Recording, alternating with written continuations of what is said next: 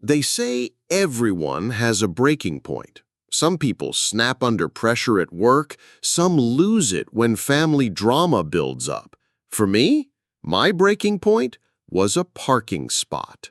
Yep, you heard me right, a strip of asphalt, my own driveway to be exact.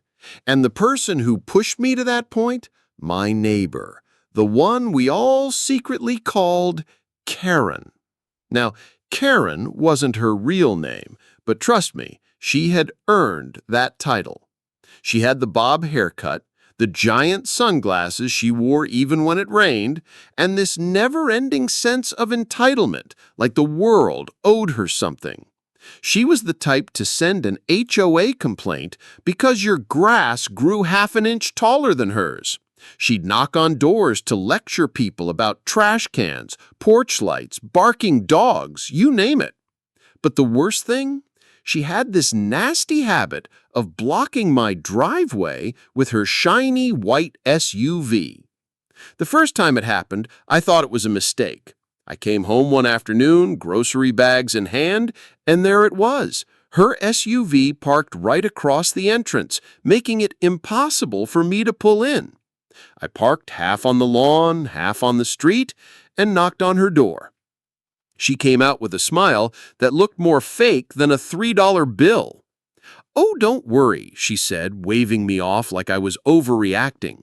"I'll only be a few minutes. I'm just visiting a friend." And I let it go, because hey, we all make mistakes, right? But then it happened again, and again, and again, until a few minutes turned into hours, until I was the one adjusting my life around her. I tried being polite. "Karen, could you please not block my driveway?" I tried being firm. "Karen, this isn't acceptable anymore." I even tried calling the police once. But by the time the officer arrived, she had already moved her SUV, acting innocent and confused, as if I was just imagining the whole thing. And the worst part? She'd smirk at me. That smug little smirk like she'd won. I felt powerless, like no matter what I did, she'd keep doing it because she knew she could get away with it. And each time, my frustration built higher and higher. Then came the day everything changed. It was a Saturday morning. I'd just finished grocery shopping. The trunk was packed full of food, meat, veggies, soda, ice cream. The sun was blazing and I just wanted to get inside and relax. But when I turned the corner, there it was again, Karen's SUV, parked directly across my driveway. I pulled up, honked, and waited. Nothing. She wasn't even in the car. So I parked awkwardly, half on my lawn, half on the street, and carried my bags inside and tried not to explode. But something inside me snapped that day. I remember setting the grocery bags on the counter, my hands trembling with anger. My heart was pounding, and I thought, enough is enough. I'm done letting her win. That night, I couldn't sleep. I sat down at my computer and started searching. City laws, property lines, easements, anything that could give me a way to fight back. And that's when I found something interesting. The strip of land right in front of my driveway wasn't technically owned by the city. It was an easement, and in some cases, those could actually be purchased. I leaned closer to the screen, my eyes wide open. Could I really own it? That's when the craziest idea hit me. A wild, petty, perfectly delicious idea. If Karen wanted to play games with my driveway, then I'd change the rules of the game.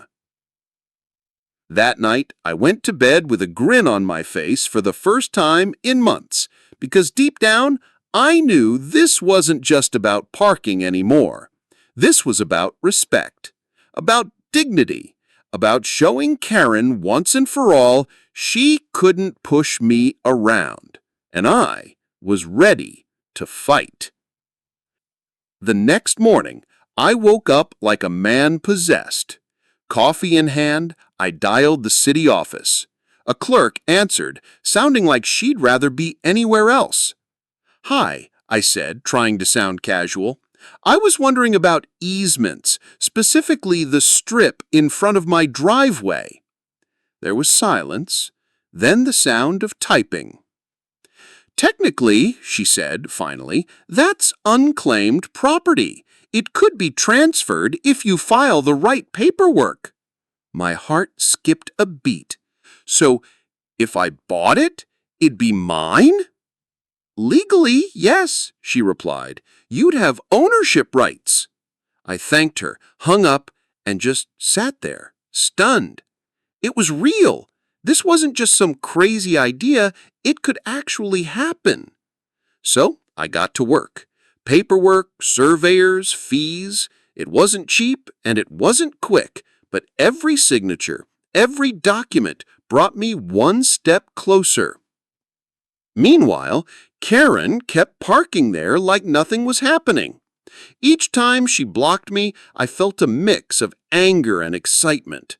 Anger that she still didn't care, excitement that soon she'd have no idea what hit her. One evening, as I walked up with takeout, her SUV was once again in my driveway. She stepped out, sunglasses perched on her head, even though the sun was down. "Karen," I said, trying not to laugh, "you're in my spot again." She smirked. "It's public property. You don't own the street." For the first time ever, I smiled back. "You'd be surprised," I said. She frowned, suspicious. "What's that supposed to mean?" "Nothing," I said casually, walking inside. Truth was, the paperwork was almost complete. In a few weeks, that strip would be mine, and she had no idea. At night, I lay awake, imagining her face when she found out. I pictured the tow truck hauling away her SUV while she screamed. I pictured her shock when I showed her the deed. And then, finally, the day came. An envelope arrived in the mail, thick and official. I tore it open with shaking hands. "This certifies the transfer of easement property." I froze. Then I laughed out loud. I'd done it. The curb was mine, legally mine. And that's when I knew I wasn't just going to stop her, I was going to humiliate her. Now that I owned the curb, I could have just told Karen directly, but that felt too easy, too quick. No, I wanted her to walk right into my trap. So step one was simple. I ordered a big, bright, "No parking, private property" sign and bolted it right in front of the driveway. The very next day, Karen stormed over. "What is this?" she demanded, pointing at the sign like it was graffiti. "Just a reminder," I said, sipping my coffee. "You can't put signs on public property." "You'd be surprised," I said again. She stomped off, muttering. That was step one. Step two was better. I called a local towing company, faxed my deed, and made arrangements. "If anyone parks there," I told the manager, "tow it immediately." "Got it," he said. I didn't have to wait long. Karen hated being told what to do. The sign was basically a dare. Sure enough, a few mornings later, I peeked out the window and saw her SUV parked across my driveway. She got out, glanced at the sign, and actually laughed. I dialed the towing company. "She's in my spot." 20 minutes later, the tow truck rolled up, hooked her SUV, began pulling away. Karen came running out, screaming, "Hey, that's illegal! You can't take my car!" I stepped onto the porch, holding up the deed. "Actually, Karen, I can. This is my property now." Her jaw dropped. Neighbors peeked out from behind curtains. Some even stepped outside, grinning. And as the tow truck disappeared with her beloved SUV, I smiled for the first time in months. But Karen wasn't finished. Oh no, she was just getting started. If you know anything about Karens, you know they don't take losing well. After her SUV got towed, Karen was furious. She marched around the neighborhood ranting, telling anyone who'd listen that I was abusing the system. Then, a week later, I got a letter from a lawyer.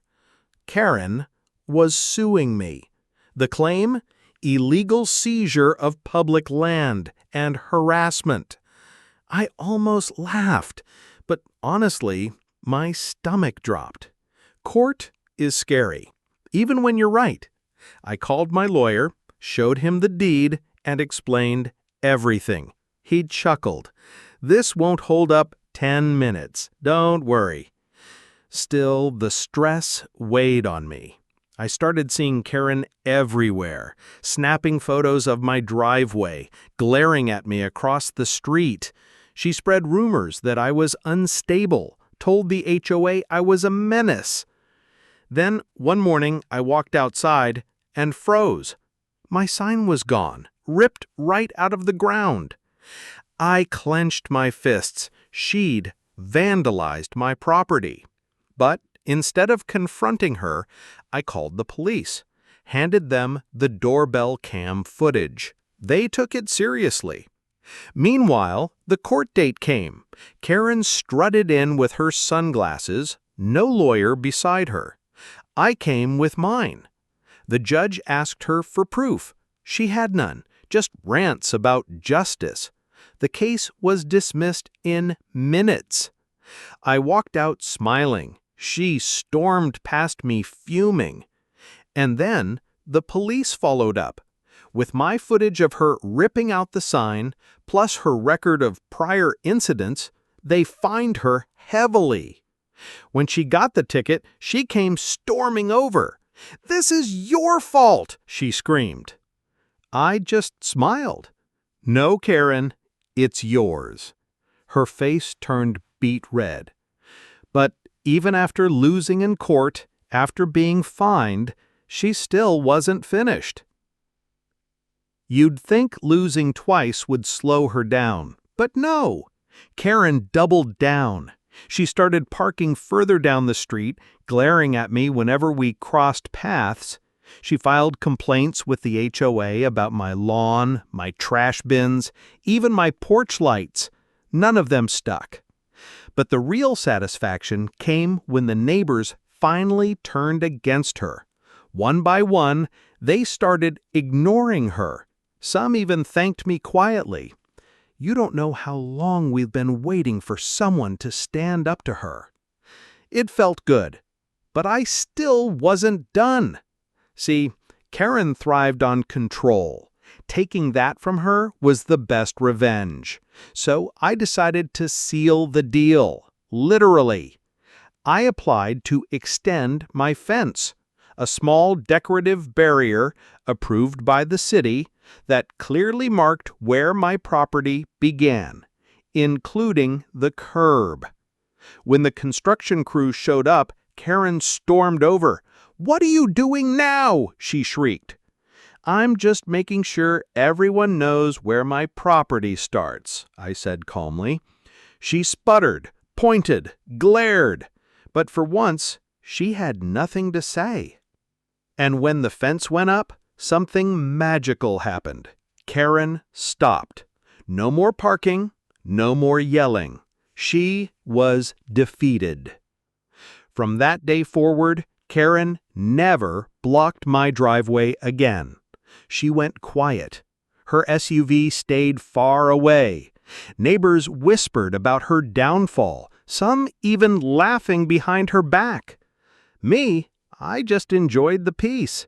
Every morning I'd sip my coffee on the porch looking at that little strip of curb I now owned.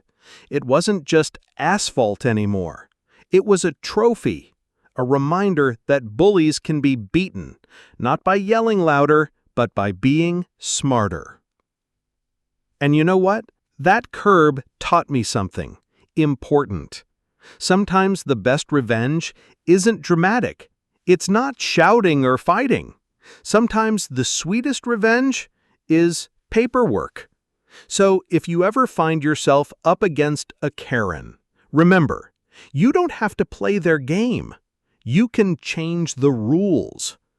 That's exactly what I did. And that's the story of how Karen stole my spot, so I bought the curb.